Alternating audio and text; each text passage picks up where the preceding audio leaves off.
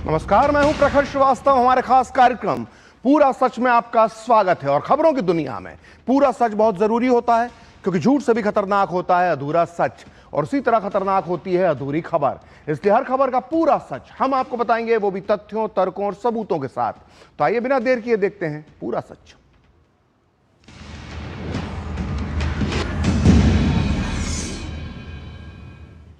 आज लोकसभा में anti paper leak bill pass हो गया, यानी उन माफियाओं के खिलाफ कानून की तलवारें खिंच गईं जो पैसों के दम पर लाखों छात्रों के सपनों का सौदा करते हैं। लेकिन अफसोस इस बात का है कि आज चर्चा इस ऐतिहासिक कानून पर कम और संसद में हुए हंगामे पर ज्यादा हो रही है। सवाल उठ रहा है कि क्या विपक्ष के नेता राहुल गांधी के पास युवाओं के इस मुद्दे पर ठोस बात करने का कोई विजन नहीं था। आज लोकसभा में राहुल के पास एक बहुत बड़ा मौका था। वो बिल पर बोलते, कड़े सुधारों पर सुझाव देते और देश के सामने एक पॉजिटिव रोड मैप रखते हैं। लेकिन हुआ क्या? राहुल ने अपने बयानों से सिर्फ और सिर्फ विवाद खड़ा किया। वही अनर्गल आरोप, वही पुरानी बयानबाजी, और नतीजा मुद्दा हाथ से फिसल गया। तो इस तरह से राहुल गांधी पहले छात्र आंदोलन में मौका चूके और अब संसद के अंदर भी वो अवसर को गवा बैठे। तो आइए इसी विषय पर देखते हैं पूरा सच पूरे विस्तार के साथ। तो संसद में आज देश के करोड़ों युवाओं की उम्मीदों, उनकी मेहनत और उनके माता पिता के सपने को सम्मान देने का ऐतिहासिक काम हुआ। पेपर लीक पर छात्रों की पीड़ा को समझते हुए और शिक्षा माफियाओं के ताबूत में आखिरी कील ठोकने के लिए लोकसभा ने आज पेपर लीक से जुड़े संशोधन विधेयक को मंजूरी दे दी। लेकिन इस दौरान राहुल गांधी का राजनीतिक ड्रामा चरम पर दिखाई दिया। उन्होंने न सिर्फ असंसदीय शब्दों का इस्तेमाल किया, बल्कि बिना तथ्यों के बेबुनियाद आरोप भी लगाए। चर्चा पर जवाब देने आए केंद्रीय मंत्री डॉक्टर जितेंद्र सिंह ने भी नेता प्रतिपक्ष राहुल गांधी के आरोपों की धज्जियां उड़ाकर रख दी। विपक्ष के हंगामे के बीच डॉक्टर जितेंद्र सिंह ने राहुल गांधी पर करारा प्रहार करते हुए न सिर्फ उनके दावों की हवा निकाल दी, बल्कि उनके प्रशासनिक ज्ञान पर भी बड़ा सवालिया निशान लगा दिया है। बेहद तल्ख लहजे में उन्होंने कहा कि इतने महत्वपूर्ण विधेयक पर गंभीरता से बात करने के बजाय विपक्ष सिर्फ ओछी राजनीति पर उतर आया है। असंसदीय शब्दों के इस्तेमाल पर गहरा दुख जताते हुए डॉक्टर जितेंद्र सिंह ने हैरानी जताई कि नेता प्रतिपक्ष को संसदीय नियमों की बुनियादी जानकारी तक नहीं है। प्रदर्शनकारियों पर गोली चलाने का आदेश देने की मनगढ़ंत कहानी पर भी डॉक्टर जितेंद्र सिंह ने राहुल गांधी की क्लास लगा दी। आप भी सुनिए केंद्रीय मंत्री जितेंद्र सिंह ने चर्चा का जवाब देते हुए क्या कुछ कहा।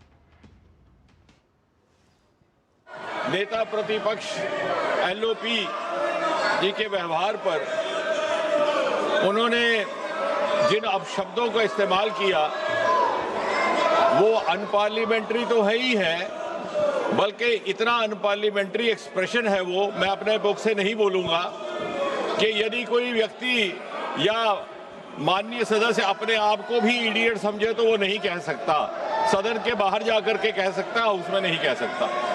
मुझे हैरत है कि नेता प्रतिपक्ष जिनका एक रुतबा रहता है उनको ये बेसिक पार्लियामेंट्री नॉर्म्स की जानकारी नहीं।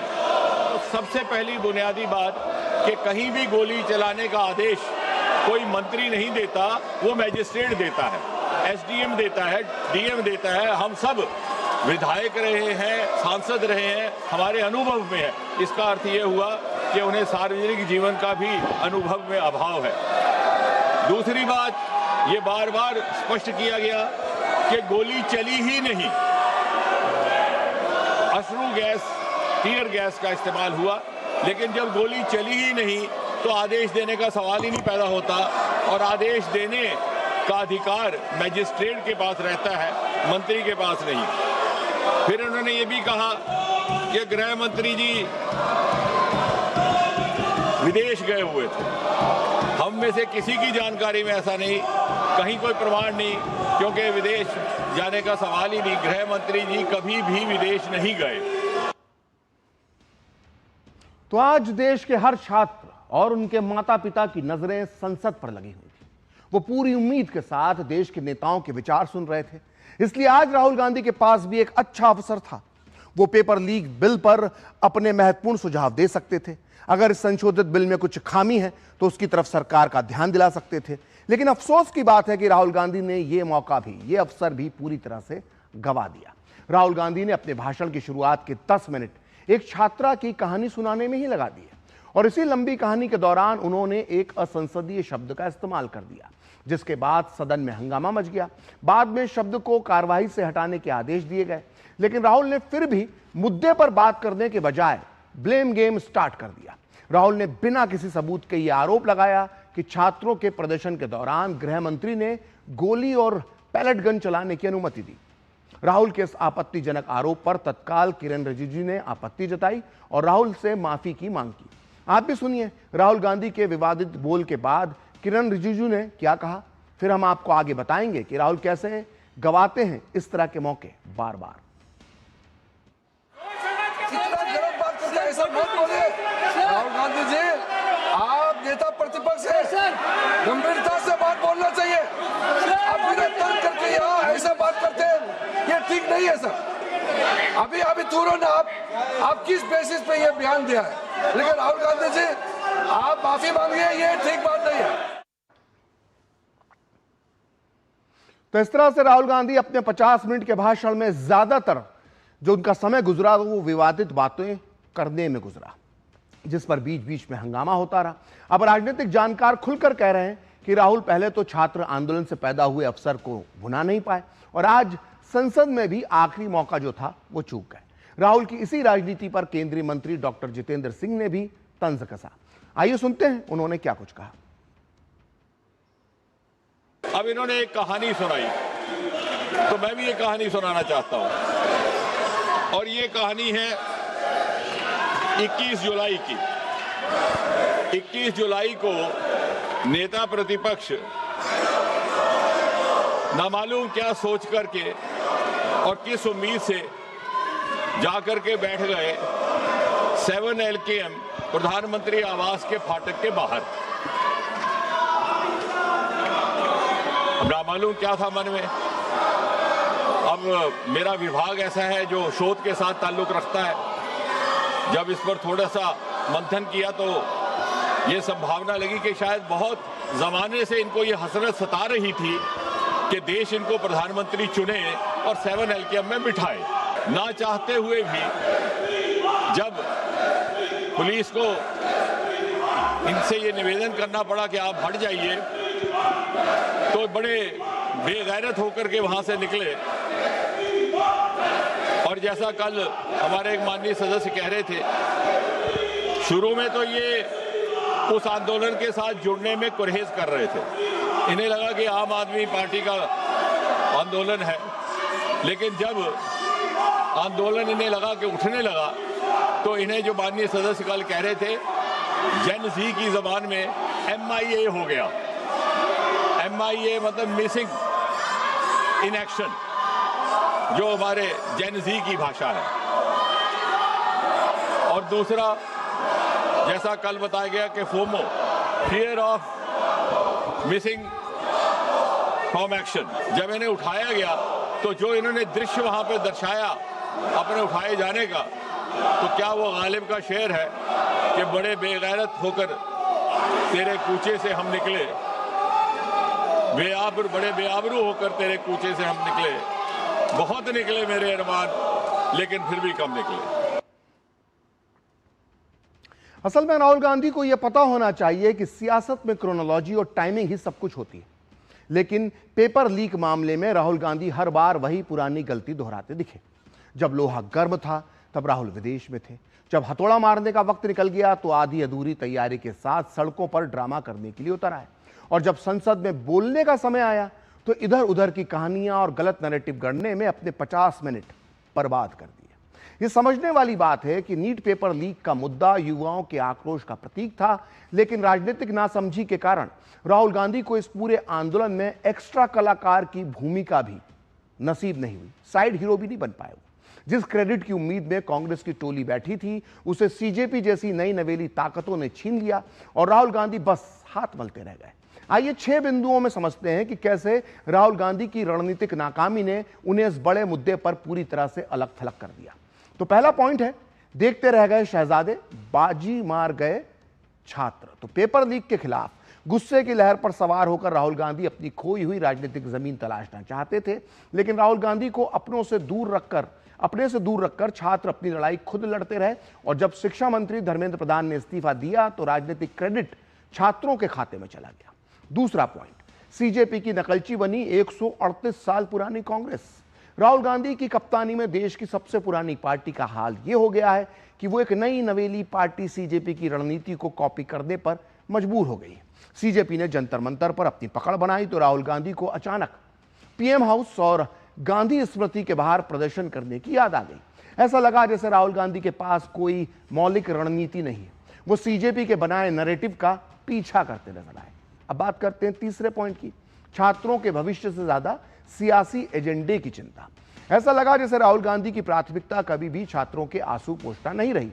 उनका पूरा ध्यान इस बात पर था कि कैसे इस मुद्दे की आड़ में संसद को ठप किया जाए, जब संसद में बोलने का मौका मिले तो कैसे आरोप लगाया जाए, सरकार की घेराबंदी की जाए और मीडिया की सुर्खियों में बने रहा जाए। और जब धर्मेंद्र प्रधान के इस्तीफे के बाद मामला सुलझने की दिशा में आगे बढ़ा, तब भी राहुल केवल राजनीतिक जिद पर अड़े रहे। इस रुख से यह साफ उजागर हो गया है कि उन्हें छात्रों के करियर से ज्यादा अपने राजनीतिक करियर की चिंता थी। चौथा पॉइंट, राहुल की फॉरेन ट्रिप से पीछे रह गई कांग्रेस। जब नीट का मुद्दा अपने चरम पर था और युवा सड़कों पर थे, तब राहुल गांधी हमेशा की तरह अज्ञात विदेश यात्रा पर निकल गए। जब तक वे वापस आए तब तक युवा अपने गुस्से की राह को चुन चुके थे। बाद में आकर हल्की बयानबाजी करना यह साफ दिखाता है कि कांग्रेस किसी भी गंभीर मुद्दे को लेकर केवल पार्ट टाइम इवेंट की तरह ही उसे लेती है।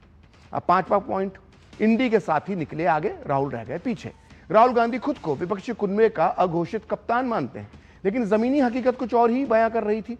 आम आदमी पार्टी, टीएमसी, सपा की डिंपल यादव और भीम आर्मी के चंद्रशेखर आजाद जैसे नेता जंतर मंतर पर पहुंचकर छात्रों के साथ खड़े दिख रहे थे। वहीं दूसरी तरफ राहुल गांधी जंतर मंतर आने से झिझकते रहे। अब छठा पॉइंट, राहुल के कंफ्यूजन से भ्रमित हुए कार्यकर्ता। तो राहुल गांधी के पास कोई ठोस रोड मैप न होने की एक असर उनकी पार्टी आईटी सेल पर भी साफ साफ दिखा। शुरुआत में कांग्रेस के कार्यकर्ता और उसके इकोसिस्टम वालों को यह समझ ही नहीं आया कि इस आंदोलन पर किस तरह का विचार, किस तरह का रिएक्ट किया जाए। हद तो तब हो गई जब कांग्रेस समर्थित ट्रोल आर्मी और कांग्रेस समर्थित पालतू मीडिया भी सीजेपी पर ही सवाल उठाने लगा। राहुल के इस दिशाहीन नेतृत्व ने कांग्रेस के अपने युवा कार्यकर्ताओं को भ्रमित और लाचार बनाकर छोड़ दिया।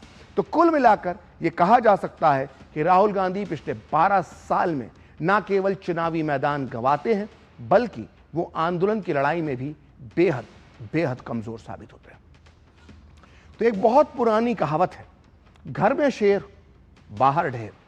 राहुल गांधी ने भी आज यही किया। लोकसभा के अंदर ढेर होने के बाद राहुल गांधी ने कांग्रेस हेडक्वार्टर में एक प्रेस कॉन्फ्रेंस कर डाली, जिसमें अपनी पसंद के पत्रकार बुलाए गए। इनके सामने राहुल गांधी ने वही सब आरोप लगाए जिन्हें वो बिना सबूत के लोकसभा के अंदर लगाना, थोपना और कहना चाहते थे। इस प्रेस कॉन्फ्रेंस में राहुल ने यह भी कहा कि उन्हें संसद में बोलने नहीं दिया गया।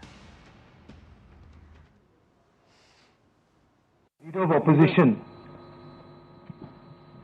is not allowed to speak in the Lok Sabha.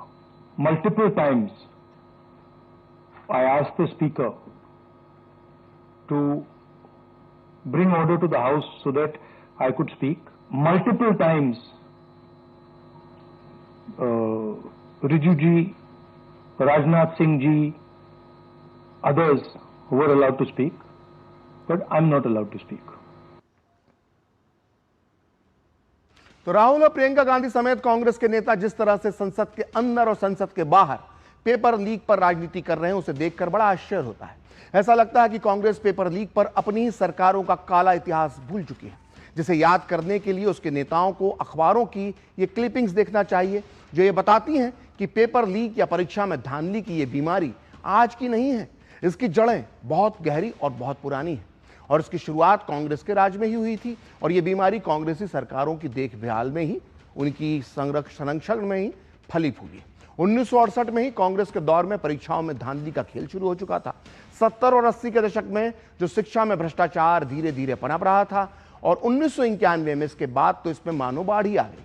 एक के बाद एक देश के लाखों करोड़ों युवाओं के सपनों को जो है कुचला गया, उनका सौदा किया गया। 1991 में देश की सबसे प्रतिष्ठित मानी जाने वाली परीक्षा यूपीएससी सिविल सेवा प्रीलिम्स का पेपर लीक हुआ। लेकिन फिर भी कोई सबक नहीं सीखा गया और अगले साल 1992 में फिर से लगातार दूसरी बार यूपीएससी का पेपर लीक कर दिया गया। कहानी यहीं खत्म नहीं हुई। 1993 में दिल्ली विश्वविद्यालय यानी दिल्ली यूनिवर्सिटी का भी पेपर लीक हुआ, जिसकी गूंज देश की संसद तक पहुंची। इसके बाद 1995 में महाराष्ट्र लोक सेवा आयोग एमपीएससी की प्रवेश परीक्षा जो थी, उसका पर्चा जो है वो मुंबई में बेचा गया, नीलाम किया गया। फिर आया 1996 का साल, जब यूजीसी नेट जेआरएफ परीक्षा में इतनी बड़ी धांधली हुई कि मजबूरन दिल्ली हाई कोर्ट को मामले की जांच सीबीआई को सौंपनी पड़ी। और हद तो तब हो गई जब 1997 में देश के सबसे होनहार विद्यार्थियों की परीक्षा आईआईटी जेईई का पेपर लीक हो गया और पूरी परीक्षा रद्द करनी पड़ी। 2000 के दशक में तो यह खेल और भी खतरनाक हो गया। 2004 में एआईपीएमटी मेडिकल प्रवेश परीक्षा का पेपर लीक हुआ। इसके बाद 2006 में रेलवे ग्रुप डी आरआरसी का पेपर लीक हुआ और 16 लाख युवाओं को दोबारा परीक्षा के चक्कर में घसीटा गया। इसी तरह से 2006 में सीबीएसई 12वीं बोर्ड का पेपर हरियाणा और दिल्ली में लीक हो गया। 2006 में लगे हाथ पंजाब मेडिकल एंट्रेंस का पर्चा भी बेच दिया गया। इसके ठीक अगले साल 2007 में सीए चार्टर्ड अकाउंटेंसी का पेपर लीक हुआ और परीक्षा को टालना पड़ा। इसके बाद 2009 में देश की प्रतिष्ठित लॉ परीक्षा जो होती है क्लेट CLAT, उसका पेपर भी लीक हुआ और उसे रद्द करना पड़ा। लापरवाही जो थी उसका ये आलम देश की सुरक्षा तक पहुंच गया जब 2010 में भारतीय नौसेना में LDC परीक्षा का पेपर लीक हो गया। इसके बाद 2011 में लाखों छात्रों की AIEEE इंजीनियरिंग परीक्षा का पर्चा लीक हुआ, जिसका जिक्र कल लोकसभा में किया गया था। फिर 2012 में एम्स पोस्ट ग्रेजुएट परीक्षा में हाईटेक ब्लूटूथ के इस्तेमाल की खबरें सामने आई, जो सच पाई गई। और उसके बाद 2013 में राजस्थान RPSC का बुरा हाल हुआ, जहां RAS प्रीलिम्स का पेपर लीक हुआ और आयोग के अध्यक्ष और सचिव तक से पूछताछ की नौबत आ गई। कांग्रेस के पूरे शासनकाल में 1968 से लेकर 2014 तक पेपर लीक कोई हादसा नहीं बल्कि एक सिस्टम बन चुका था। और इतना सब होने के बाद भी हमेशा कांग्रेस ने पेपर लीक के दोषियों का बचाव किया है।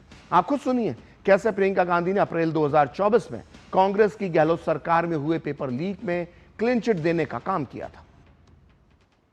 आपको मालूम है पेपर लीक की बड़ी समस्या है।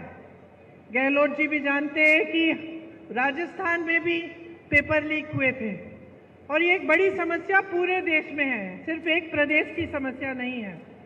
और बहुत इसको रुकवाने की कोशिश चाहे कितना भी की होगी गहलोत जी ने, लेकिन फिर भी बार बार ये हो रहा था। तो इतना ही नहीं, कल लोकसभा में चर्चा के दौरान प्रियंका गांधी ने 152 बार पेपर लीक का दावा ठोककर सनसनी फैलाने की कोशिश की। हालांकि केंद्रीय मंत्री डॉक्टर जितेंद्र सिंह ने उनके आंकड़ेबाजी वाली जो दावे किए गए थे उसकी हवा निकालते हुए बेहद तीखे व्यंग किए और विपक्ष के पूरे नैरेटिव को बेनकाब कर दिया। एग्जामिनेशन सिस्टम खुद फेल हो गया है। पिछले दशक में 152 पेपर लीक हुए, 750 करोड़ छात्र प्रभावित हुए, मगर एक भी दोषी, एक भी माफिया को सजा नहीं। माननीय प्रियंका गांधी जी ने एक बड़ी रोचक बात की और ये सुनने लायक है। उनका कहना है कि 152 बार पेपर लीक हुआ। ये आंकड़ा कहां से मिला, कोई प्रमाणित नहीं, कोई ऑथेंटिकेशन नहीं।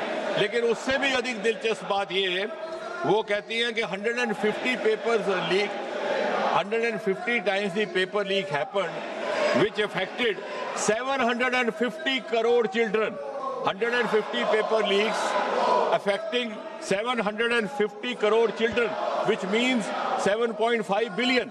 The entire population of the world is just about 8 billion.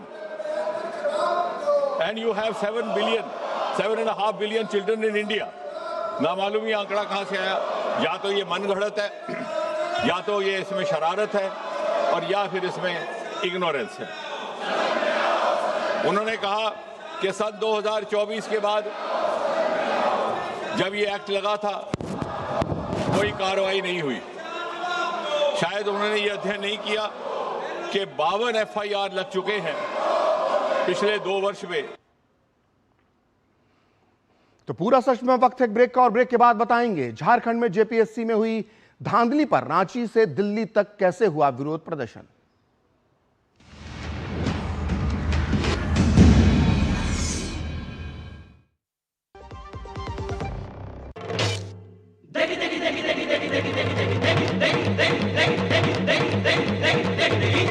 तड़के वाली हरी हरी मिर्च है लाल लाल लज्जत से भरी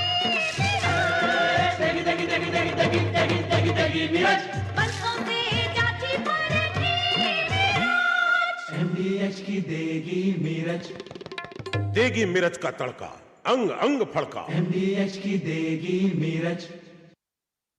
जरा सोच के देखिए, आपके पास कुछ ऐसा है जो आपकी दुनिया बदल सकता है। जानते हैं क्या?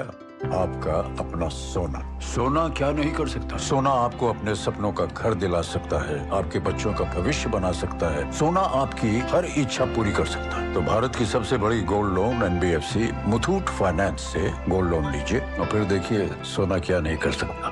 मुथूट फाइनेंस, जहां विश्वास ही परंपरा है। कॉल कीजिए 1-800-313-1212। कम समय में ज्यादा मुनाफा, बस एक क्लिक में। कमाल है। अनजान लिंक्स पर क्लिक मत कीजिए। RBI कहता है जानकार बनिए, सतर्क रहिए। पता है, लोग अक्सर मुझसे पूछते हैं कॉल सेंटर का स्टेडी जॉब क्यों छोड़ा। I wanted more out of life. बस मैंने अपना स्टार्टअप शुरू किया। जानना चाहोगे कैसे? Then start up your own business as an LIC agent. यहाँ सब कुछ है। Great products, zero investment, leading organization and unlimited opportunities. तो क्या आप तैयार हैं? LIC एजेंट बनो। अब बड़ा सोचो। हमारी वेबसाइट पर जाएं या अपनी नजदीकी LIC शाखा से संपर्क करें। जब धरती चीर कर निकलता है लोहे का पत्थर और मिलता है मोंगिया के जोश से, फिर तपता है, पिघलता है और बनता है फौलाद। अब होता है सरिया सारी खूबियों के साथ। मोंगिया स्टील, मजबूत देश का मजबूत सरिया। काम रुकना नहीं चाहिए, पर खुजली रुकनी चाहिए। इसलिए सपट डॉक्टर स्किन लोशन, काम चालू खुजली बंद। 128 सालों से दांत का आखिरी इलाज।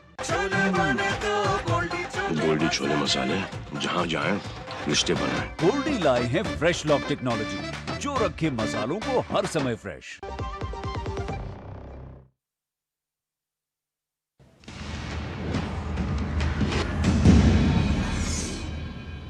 तो ब्रेक के बाद पूरा सच में आपका फिर से स्वागत है। और झारखंड लोक सेवा आयोग की परीक्षाओं में धांधली के विरोध में आज बड़ी तादाद में छात्रों ने रांची में विरोध मार्च निकाला। मार्च के बाद छात्र रांची के अल्बर्ट एक्का चौराहे पर घंटों तक प्रदर्शन करते रहे और प्रदर्शनकारियों ने मामले की निष्पक्ष जांच कराने और दोषियों के खिलाफ कड़ी कार्रवाई की मांग की।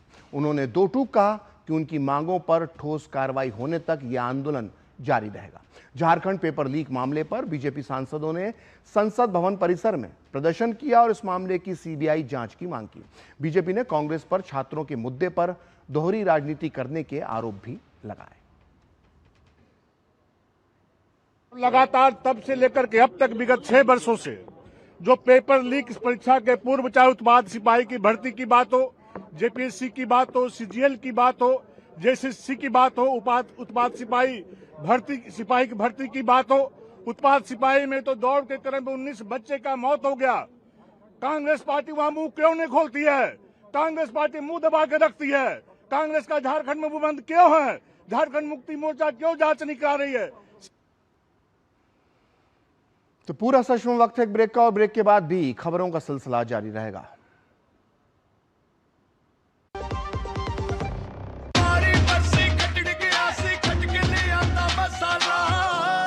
केड़ा मसाला होए? छोले दा या लोबे दा? पंजाबी छोले दा या पिंडी चने दा? अब छोलिया हो या लोबिया, पंजाबी छोले या पिंडी चने, सबको मजेदार बने। घर में नया काम करवाया है, पढ़ी लिखी स्मार्ट बहू जो आई है। मम्मी जी, स्मार्ट तो आप हैं। घर में 2-2 लक्ष्मी एक साथ ले आई हैं। 2-2 लक्ष्मी? एक घर में, एक वहाँ ऊपर। PM सूर्य घर। सोलर भी तो घर की लक्ष्मी ही है, बिजली बिल 0 जो कर देती है। स्मार्ट है बहू मेरी। सब ऊपर वाले की दया है मम्मी जी। PM सूर्य घर मुफ्त बिजली योजना का लाभ उठाएं, 78,000 रुपए तक की सब्सिडी भी पाएं। अब बिजली बिल होगा 0। हर घर सूर्य घर। Work from home, high salary, बस एक क्लिक में। अरे वाह! अनजान लिंक्स पर क्लिक मत कीजिए। आरबीआई कहता है जानकार बनिए, सतर्क रहिए। जरा सोच के देखिए, आपके पास कुछ ऐसा है जो आपकी दुनिया बदल सकता है। जानते हैं क्या? आपका अपना सोना। सोना क्या नहीं कर सकता? सोना आपको अपने सपनों का घर दिला सकता है, आपके बच्चों का भविष्य बना सकता है। सोना आपकी हर इच्छा पूरी कर सकता है। तो भारत की सबसे बड़ी gold loan NBFC Muthoot finance से गोल्ड लोन लीजिए और फिर देखिए सोना क्या नहीं कर सकता। मुथूट फाइनेंस, जहां विश्वास ही परंपरा है। कॉल कीजिए 1-800-313-1212। ओ हरी भैया, अरे वाह, खेतों में कौन सी फसल लगाए हो? 12 महीने कमा कर दे ऐसी फसल। क्या? मैंने नया व्यवसाय शुरू किया है। उसके लिए पैसे? इसमें किसी निवेश की जरूरत ही नहीं। अच्छा, मुखिया जी। अरे मुखिया जी, नमस्ते। अरे हरी, कब आ रहे हो? आप बस चलिए, मैं पहुंचता हूं। अब मैं LIC एजेंट हूं।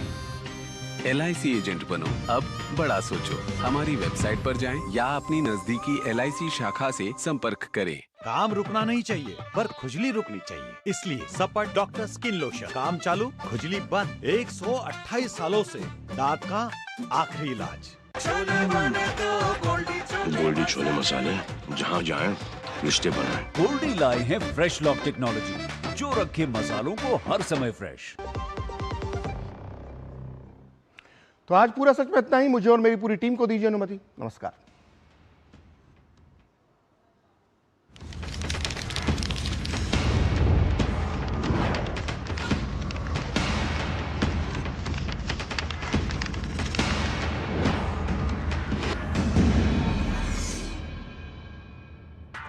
पूरा सच के प्रायोजक थे